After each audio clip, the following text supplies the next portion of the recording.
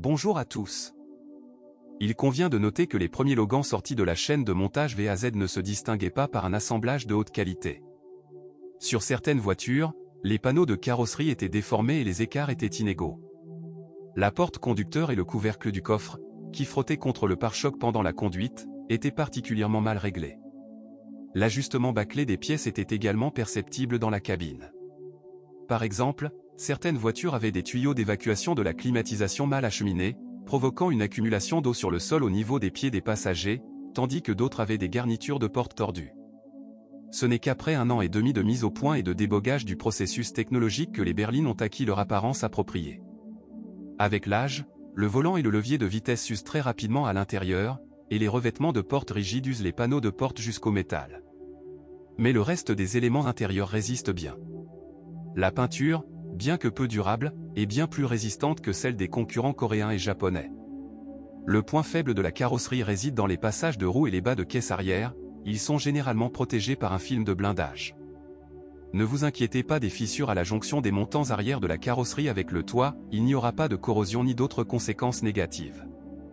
Mais de nombreux propriétaires sont immédiatement d'accord avec l'installation d'une isolation phonique supplémentaire, même si par rapport à la première Logan, la deuxième génération de la berline est devenue sensiblement plus silencieuse. De plus, cette opération permet de se débarrasser des aiguillons, qui deviennent plus fréquents en cabine avec l'âge. Après tout, le plastique utilisé dans la décoration intérieure est assez dur et des craquements dans l'habitacle sont possibles même sur les voitures neuves. L'ensemble des moteurs, 4 essences des séries K7M et K4M d'une puissance respective de 82 et 102 chevaux, a été hérité de la deuxième Logan de son prédécesseur. Les moteurs sont tout simplement indestructibles. En général, ils sont restés les mêmes après la localisation de la production à Togliatti.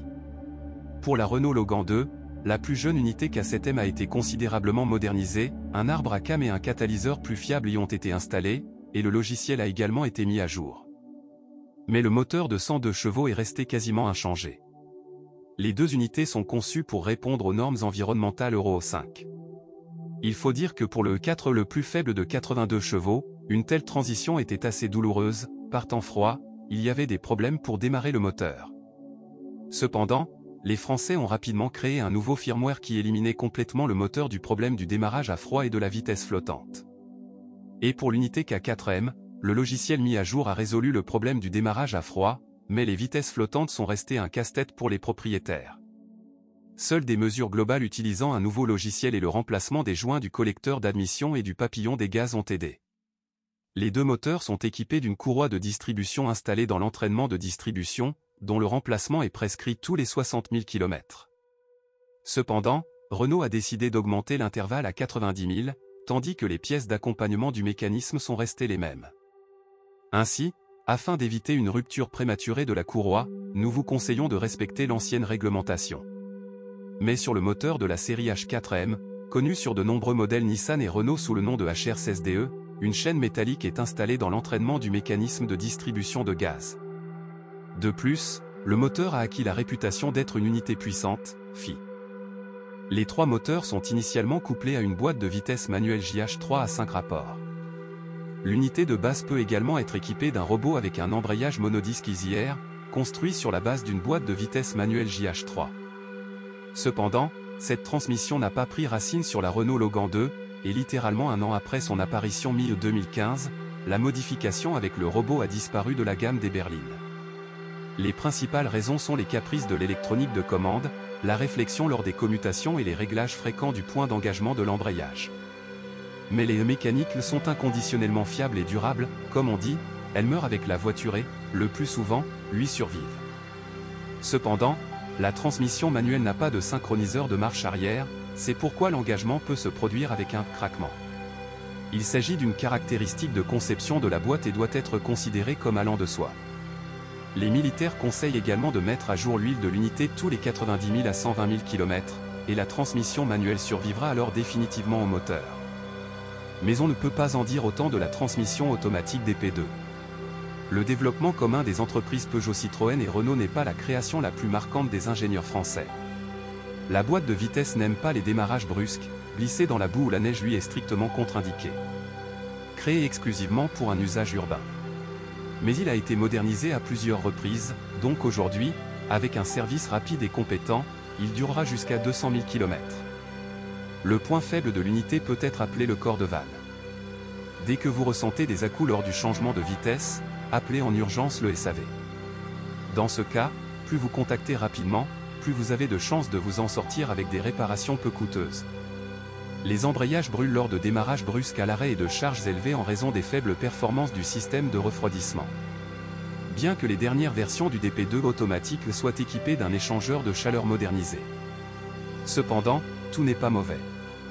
Mais vous n'aurez certainement pas besoin de ce genre d'argent pour la suspension.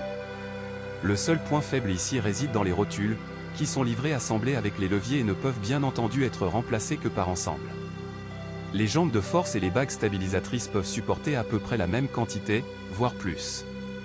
Mais les amortisseurs peuvent durer jusqu'à 120 000 à 150 000 km. De plus, les ressorts et les amortisseurs proviennent d'une voiture de première génération. Et c'est presque tout, car il n'y a pratiquement rien à casser dans la suspension arrière. Dans le système de direction, les embouts de biellette de direction sont en danger, mais ils durent en moyenne 60 000 km. Mais le rack lui-même ne pose pas de problème jusqu'à 120 000 km. Aucun problème n'a également été identifié dans le système de freinage. Il ne faut pas courir après les plaquettes d'origine, trop dures, et les disques qui s'usent vite, il faut donc mettre à jour les deux consommables. Il est préférable d'acheter un non original de haute qualité et moins cher, qui durera un peu moins, mais vous changerez les disques après 2 ou 3 remplacements de plaquettes. À chaque entretien, vérifiez l'état des joints homocinétiques, leurs soufflets doivent être intacts et sans fuite d'huile.